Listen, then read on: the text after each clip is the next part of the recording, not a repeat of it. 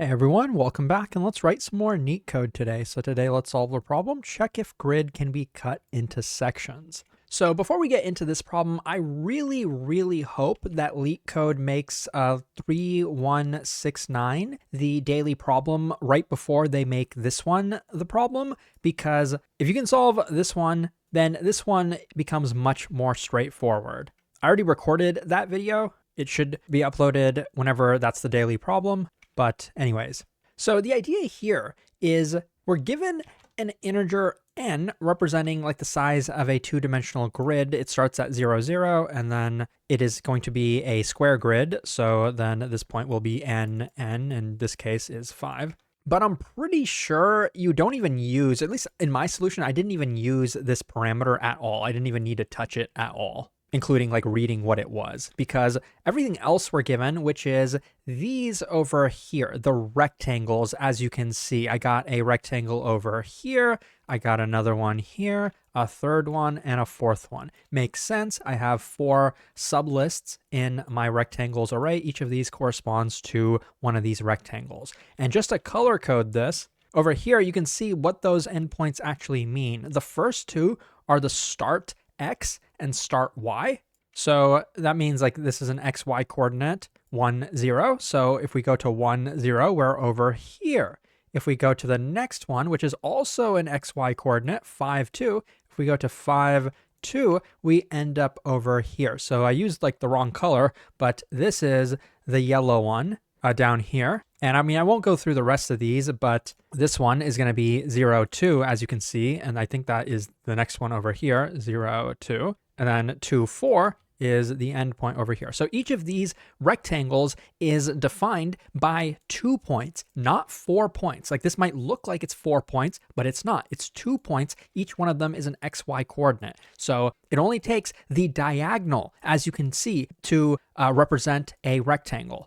Because once you know like that diagonal, then you know that the other endpoint has to be there and the other one has to be there. And that's because we know that these rectangles aren't going to be rotated or anything like that. I do believe that somewhere they mentioned that they should be like parallel. But anyways, I think it's probably safe to assume this anyways. Now, what exactly do they want us to do with all of these rectangles? Well, they want us, and this is what's hard about this problem. It's a long description. There's a lot here that's going on. It's really hard to just cut through all the complexity and figure out what they're asking for. And once you know what they're asking for, they kind of word this in a intentionally confusing way. So we're going to really try to cut through that complexity. So specifically, they say, we want to either create 2 horizontal cuts or 2 vertical cuts. So in this picture, you can see we created a horizontal cut here and a horizontal cut here. So once we create these 2 cuts, we are left with 3 regions, like this region, and this region. We want to return true if it's possible to do this such that these next 2 conditions are met.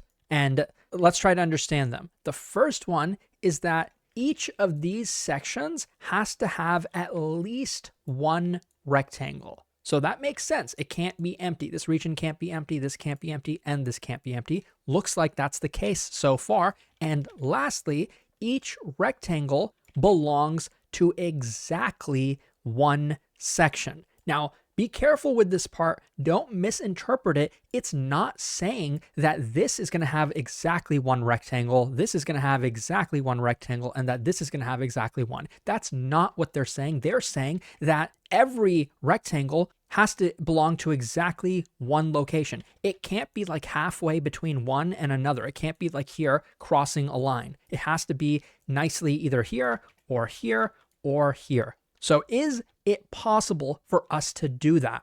So now let's cut through the complexity. First of all, I'm going to show you that this is really just an interval problem. You can kind of almost tell that because like as we're doing horizontal cuts, we're kind of like iterating through like this rectangle. This is like an interval. This rectangle is a separate interval. This rectangle is its own interval. And of course, like this rectangle over here is like an interval as well, if you were to think of it that way. Or if you were doing cuts like this or like that or this, well, then you would say, okay, this is 1 interval and this is another interval. This is another and this is another.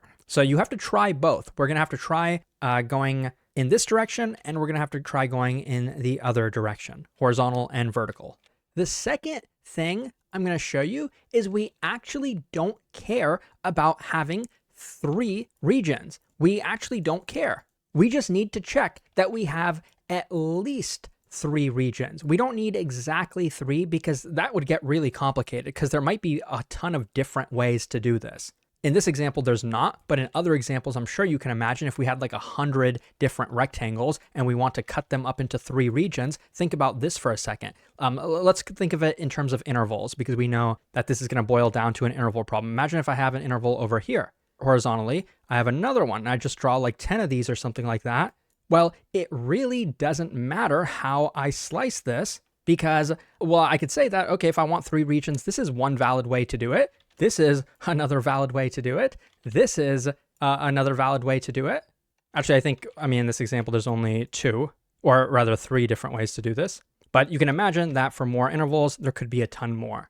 So it really doesn't matter. We just need 3 non-overlapping regions. So specifically, they must be non-overlapping because, like I said, we cannot have one of the rectangles split between 2 sides. So we just need at least 3 non-overlapping. What if we have 100 non-overlapping intervals? That's fine. Maybe 98 of them will go in one, and then we'll have another one, and then we'll have another one. That's 3. 1, 2, 3. That's fine. So that's the idea behind this problem. Once you kind of understand these 2 facts, this problem becomes, in my opinion, pretty trivial. So let me just kind of walk you through what I'm going to do in terms of the code. I'm going to get my x intervals and I'm going to get my y intervals. How am I going to do that? Well, for my x, I'm going to go through like every x coordinate, like this is 1. And we know for a rectangle, like this is x, y, and then x, and then y. So we want this, and we want this, and then we want to pack that in one pair, which tells us like the left and the right. So those are the x coordinates that will tell us the left and right boundary of the interval. We'll do the same thing here, but you might think of that as like the bottom and the top. So that's fine as well. That interval will just kind of be in the other direction, but I mean, it doesn't really matter. It's going to be an interval the same as this one. And so these will both be lists of intervals. These will be the x coordinates. And down here, we will put the y coordinates like that. Okay, and then once we've done that, with interval problems, we want to go through the intervals in sorted order. So we will make sure to sort each of these arrays, and then we will have a helper function, which is just going to be a function that counts non-overlapping intervals. And then we'll check. We'll call that function passing this data in, and we'll pass this data in as well. At least one of these has to be greater than or equal to 3. So we'll return the max of that, and just make sure it's greater than or equal to 3. If it is, return true. If it's not, then it's not possible to split them into 3 regions. So we would return false in that case. So overall time complexity, I believe, is just going to be dependent on the sorting, because after that, the like line sweep sorting part is going to be linear time. So the sorting should be, if we have n rectangles, the time complexity should be n log n. We will do that twice, but that doesn't really change anything. Putting a constant here doesn't really matter. So I think this is good. Let's code it up. If you are curious what my thought process was when I was solving this problem, this was my exact thought process. I'm not sure if it'll be helpful for you, but the reason I was able to solve this so easily is not because I'm a genius, I promise you. It's literally only because I have a very, very deep understanding of these problems. Like, to solve today's problem, you don't really need to be good at most of these other patterns.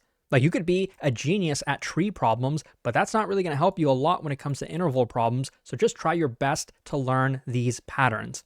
Anyways, let's reset this. And what I want to do is split the coordinates, the x and y. So I'm going to use something called list comprehension in Python. We're going to go through every rectangle in the list so we can build an array in line. I want this to be a pair. For that rectangle, it has 4 coordinates. We want the one at 0 and at index 2. Those are the x coordinates. I'm going to copy and paste this to get the y. It's going to be similar. Just put this as 1 and this as 3. So remember that this is x1, x2. This is y1, y2, but at this point, it really doesn't matter because what we're going to do is the same. We're going to sort each of them and sort this one. And then we're going to have our helper function, call it count non-overlapping, passing in the, I guess I'll call them intervals in the context of this problem. And I'll fill this function in just a second, but just to show you how we're going to use it, I want to call count non-overlapping on X, and I want to call it on Y. And then I just want to take the max of these. So I'm going to put that over here. And I guess we can just move these up here. So we're not specifically looking just to return the max. We just want to make sure that this max is greater than or equal to 3. Then we return true. Otherwise, we return false. So now the only thing for you to do is solve this Leetcode easy / Leetcode medium, which is pretty much just a variation of a different Leetcode problem that was a part of that neat code list I was talking about. So we're going to have our count initially say it's 0. That's what we want to return from this function. To track the overlapping intervals, we're going to go through each interval.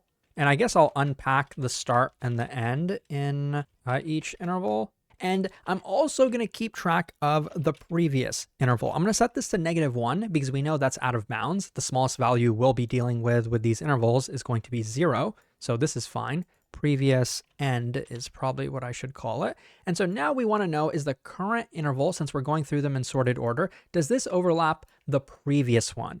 If it doesn't, so I'm going to do the opposite. I'm going to say if previous end is less than, and this is an edge case, it actually can be less than or equal, because if they're right next to each other, they don't count as overlapping. So if it's less than or equal to my current start value, then I know that they don't overlap. So thus, the current interval is not overlapping, at least with the previous one. You're probably thinking, what if it overlaps with a following interval? Well, that's fine. Watch what I do in my code. So here, we're going to say they're not overlapping, count +1.